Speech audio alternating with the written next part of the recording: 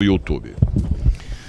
Senhor presidente, deputado no exercício da presidência hoje, deputado Coronel Telhada, senhores deputados, deputadas, público que nos acompanha pela TV Assembleia, eu quero, por primeiro, comentar aqui, primeiro elogiar a intervenção da deputada Janaína Pascoal na questão do desmonte do Oncocenter, dizer que em Osasco, deputada, foi criado há 5, 6 anos atrás, vamos dizer, como se fosse uma sucursal. Em alguns lugares foi criado para fazer os procedimentos, a radioterapia, as coisas mais básicas do tratamento ao câncer.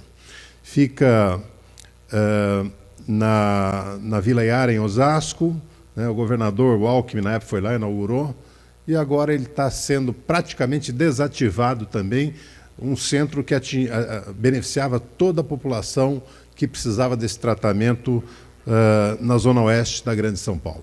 Então, eu quero cumprimentar Vossa Excelência e me solidarizar com essa causa. Em segundo lugar, eu queria responder ao deputado Frederico Dávila. O deputado, como representante do agronegócio, veio aqui tecer comentários acerca de um projeto de lei que eu apresentei à Assembleia, o projeto 73, que diz respeito exatamente sobre o direito do consumidor de ter no rótulo dos produtos a identificação de que produtos, se aquele produto utilizou agrotóxico no seu processo de fabricação ou não, e que agrotóxicos. Bom, o deputado tece uma série de comentários aqui, primeiro dizendo que não é necessário, porque isso a Anvisa já faz. Deputado, nós teremos oportunidade de debater esse projeto nas comissões, quando chegar a hora, mas como Vossa Excelência trouxe esse tema aqui, eu quero dizer o seguinte. Primeiro, é verdade, sim, o Bolsonaro liberou 325 novos agrotóxicos no país entre 1º de janeiro e até o mês de agosto, né? Até o mês de setembro, melhor. E não adianta falar assim, eram moléculas, eram coisa que já estava liberado. Bom, se está liberado, por que liberou de novo? Qual é a importância disso? Se Vossa Excelência quiser debater o que acha, se é necessário, se não é, acho muito bom. O que não é razoável, deputado, é o senhor ficar distribuindo acusação sem provas, né? Porque acusação sem prova, o senhor falou aqui, a Anvisa, no tempo do PT, não sei quem tinha casa, não sei onde, em área nobre de Brasília. Deputado, eu quero que o senhor entenda uma coisa. Ó. Primeiro, nós não temos compromisso nada com quem faz coisa errada. Se fez coisa errada, tem que ser investigado e punido. Não só quem recebeu, mas também quem corrompeu. Né? Então, é bom Vossa Excelência, ao falar disso, que gosta de falar do PT, fale dos seus amigos também, porque se teve alguém corrompido, teve alguém que corrompeu. Tá? E esse merece tanta punição quanto o outro.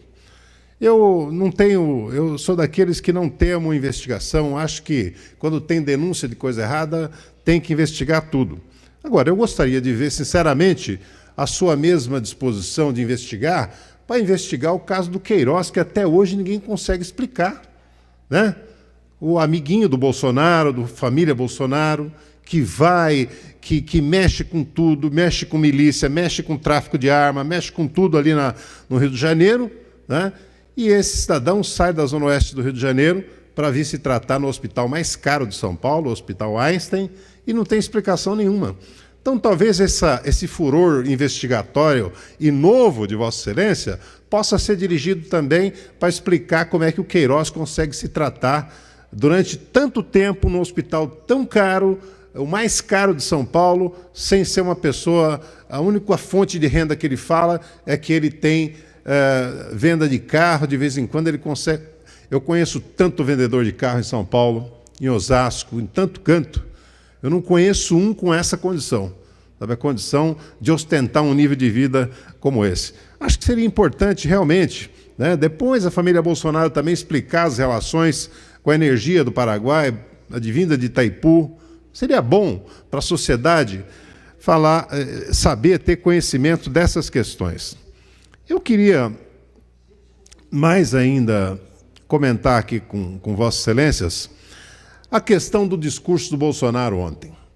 Quer dizer, eu sinceramente, eu acho que fora aqueles que são completamente, que acompanham as ideias malucas do Bolsonaro, eu acho que os brasileiros e brasileiras, todo mundo se sentiu envergonhado de ver um chefe da nação, né, que foi eleito para governar o Brasil e no principal organismo internacional, no principal momento, na sua Assembleia Geral, frente a 200 chefes de Estado do mundo inteiro, fazer um discurso tão rebaixado, tão ridículo, tão violento, sabe, tanto de ódio quanto aquele discurso que ele fez, né?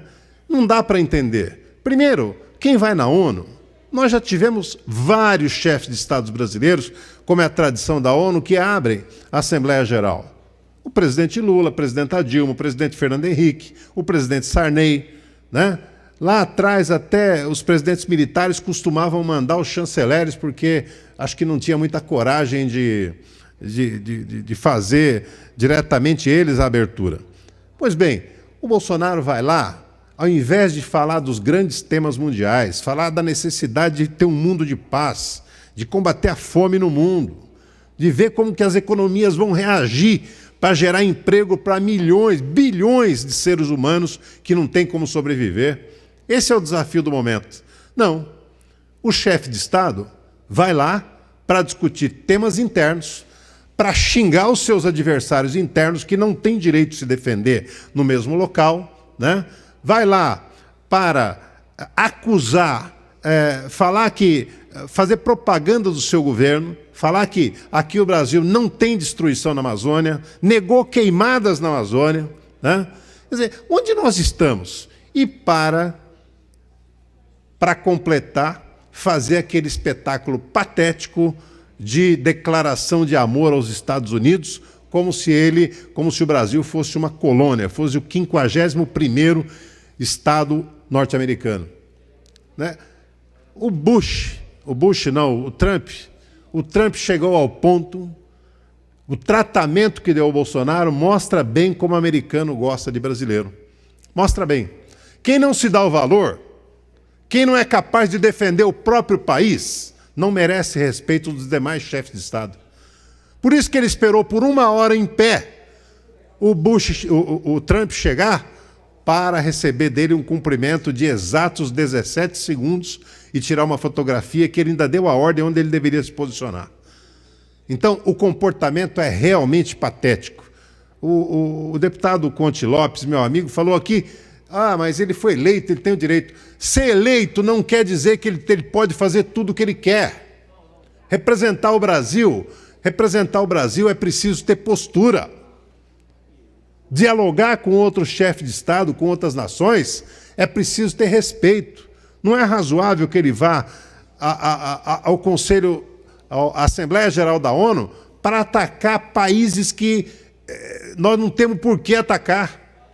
Quem é o Brasil para ficar... Por que o Brasil tem que ficar se metendo em assuntos que não lhe pertencem? Por que ele quer atacar a França? Com o desrespeito que ele fez. Então, o Bolsonaro realmente ontem, ele passou de todos os limites, ele mostrou que ele é um homem despreparado para o governo. E eu quero dizer uma coisa a vocês. Ele poderia se comportar como chefe de Estado, mas ele se comportou como chefe de facção. Foi isso que ele se comportou. Um presidente inepto, despreparado, arrogante, violento, propagador de ódio, não só no Brasil, mas fora. Envergonhou o povo brasileiro naquela sessão das Nações Unidas ontem, como nunca, desde 1948, da primeira Assembleia das Nações Unidas, nunca o Brasil foi tão humilhado e tão mal representado e tão envergonhado como na sessão de ontem. Eu queria dizer também que ao Dória, se tem uma coisa que eu dou razão ao deputado Gil Diniz, é que o Dória agora está querendo embarcar numa onda, sabe, de crítica ao Bolsonaro, mas ele fez a campanha Bolsodória.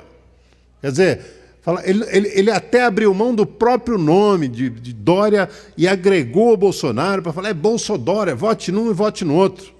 Ora, Eu vou te falar uma coisa, governador Dória.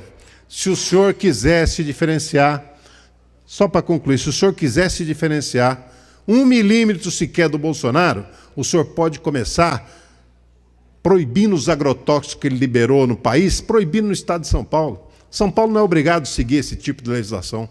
Nós somos um estado mais moderno, não somos? Nós temos que dar exemplo para o mundo e para os demais estados do país, não é isso? Então o senhor está desafiado. Aí sim divergir do Bolsonaro. Não nesse tipo de coisa, porque você não tem autoridade para divergir, porque você e o Bolsonaro são farinhas do mesmo saco.